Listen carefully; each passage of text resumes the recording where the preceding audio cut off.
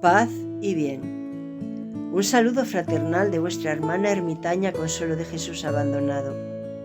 Desde el eremitorio El Pobre de Asís, en Cantabria, España, os doy una cordial bienvenida a nuestro programa La Voz Eremita, el cual surgió de una iniciativa del grupo Sanando Corazones y de la Iglesia Antigua Diversidad Cristiana.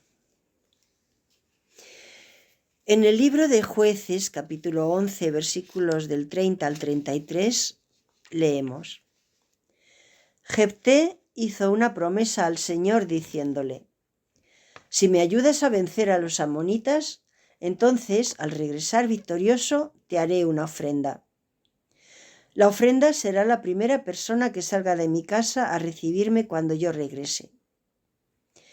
Jefté fue a pelear contra los amonitas y el Señor le ayudó a ganar. Estas palabras precipitadas fueron la causa de que se viera privado de la compañía de su única hija durante el resto de su vida. Vemos también a su hija como la víctima del voto de su padre, pues fue ella la que salió primero para saludarle. En un primer análisis, la historia de la hija de Jefté nos enseña que debemos pensar bien lo que vamos a decir, a pensar más si se trata de una promesa y a pensar mucho más si esa promesa involucra a alguna otra persona. Jefté no tenía ningún motivo para hacer el juramento que hizo. El Espíritu de Dios ya estaba con él. La victoria estaba asegurada. Volvamos al relato. Jefté acababa de derrotar a los amonitas. Fue la cumbre de su carrera como juez de Israel. Sin embargo, cuando regresó a casa, su única hija, junto a las muchachas de Mizpa, salen a recibirle con panderos y danzas. Veo en este acto el impulso de alabar a Dios por haberle dado la victoria a su padre. El texto bíblico captura de forma conmovedora la angustia de Jefté. En Jueces, capítulo 11, versículo 35, leemos: Cuando la vio, rasgó sus vestiduras y gritó: ¡Ay, hija mía! Me has abatido y estoy devastado. He hecho un voto al Señor que no puedo romper. Lo que más le choca a nuestra mentalidad moderna es que la hija de Jefté, cuyo nombre no se menciona en el relato, respondió con notable compostura y fe. Sin ocultar su tristeza por el hecho, acepta voluntariamente su destino, a pesar de que era una joven alegre, vivaracha, llena de entusiasmo y energía. La historia nos sugiere que había llegado a la edad en que las muchachas acostumbraban casarse. No era, pues, una mujer madura, pero sí me la imagino llena de gracia y atractivo. No veo que fuera una joven que pudiera, en una efusión de misticismo, decidir excluirse del mundo. Por eso, las palabras de su padre caerían como un mazazo sobre su mente, y más aún cuando le comunica la naturaleza del voto que había hecho, y el destino que por consiguiente le correspondería asumir. Aún así, con serenidad y sinceridad le dice: Padre mío, si le has dado palabra a Jehová, haz de mí conforme a lo que prometiste. Pero antes concédeme esto: déjame que por 2 meses me vaya a vagar por los montes y llore mi virginidad con mis compañeras. Jueces capítulo 11, versículos del 36 al 39.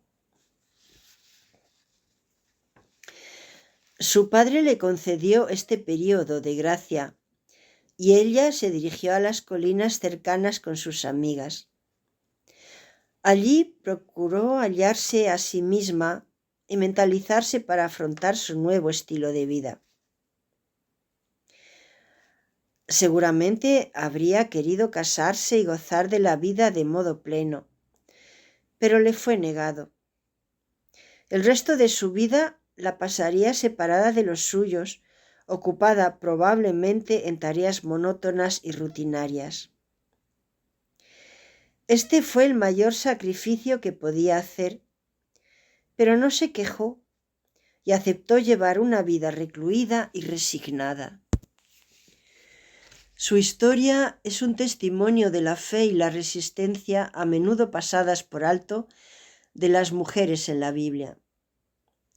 La historia de Jefté y su hija plantea varias cuestiones teológicas y éticas profundas. Uno de los principales problemas es la naturaleza del voto de Jefté y su cumplimiento. Algunos eruditos y comentaristas argumentan que Jefté literalmente sacrificó a su hija como holocausto, adhiriéndose estrictamente a su voto. Esta interpretación está respaldada por la lectura literal del texto y el contexto cultural de las prácticas del antiguo cercano Oriente, donde el sacrificio humano, aunque aborrecido por Dios, como consta en Deuteronomio 12, versículo 31, no era del todo desconocido entre las naciones circundantes. El versículo dice así: Tú no adorarás al Señor tu Dios de la manera que las otras naciones rinden culto a sus dioses, llevando a cabo en honor de ellos toda clase de actos detestables que el Señor odia.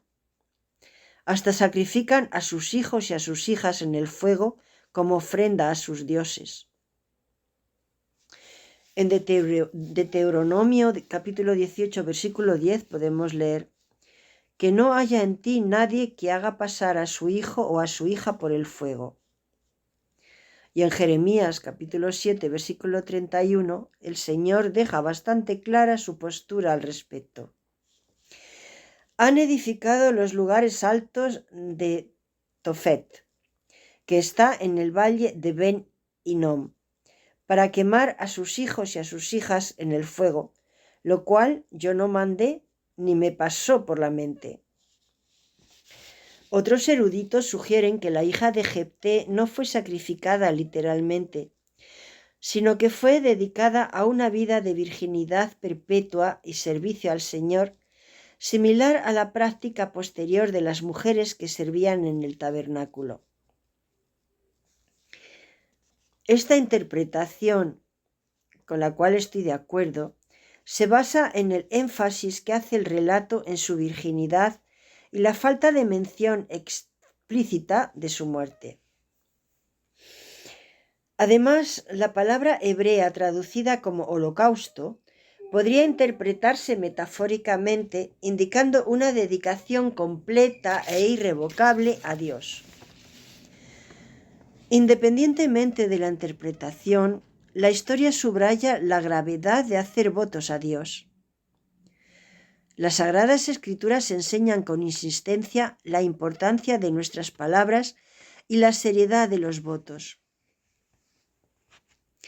Eclesiastés capítulo 5, versículo 4 y 5 nos advierte: Cuando hagas un voto a Dios, no tardes en cumplirlo.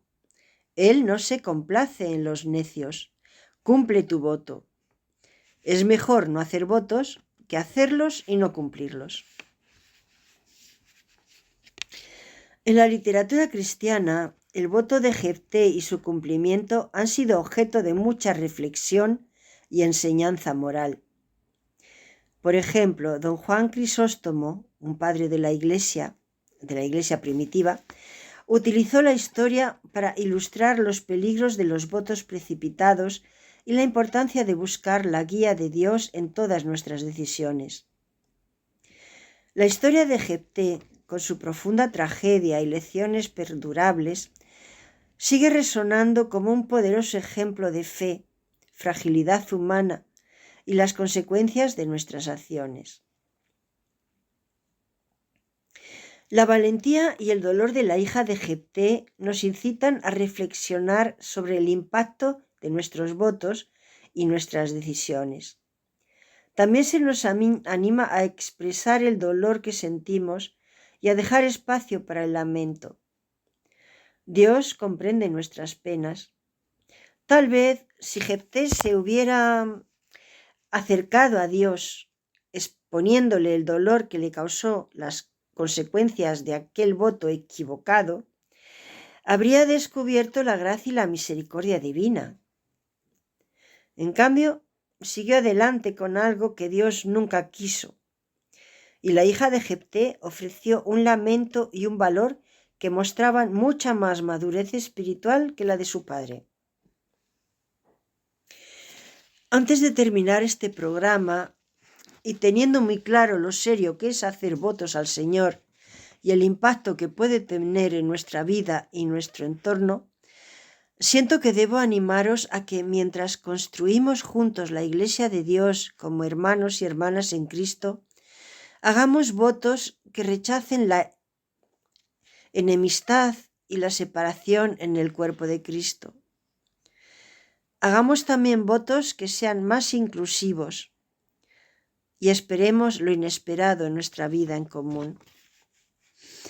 Estos son los sacrificios que el Señor desea, nacidos de un corazón quebrantado y un espíritu arrepentido que se centra en Dios, quien por el Espíritu Santo nos ayuda a cumplir nuestros votos.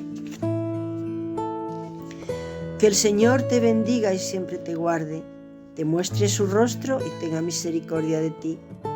Que el Señor te mire con bondad y te conceda la paz. Amén.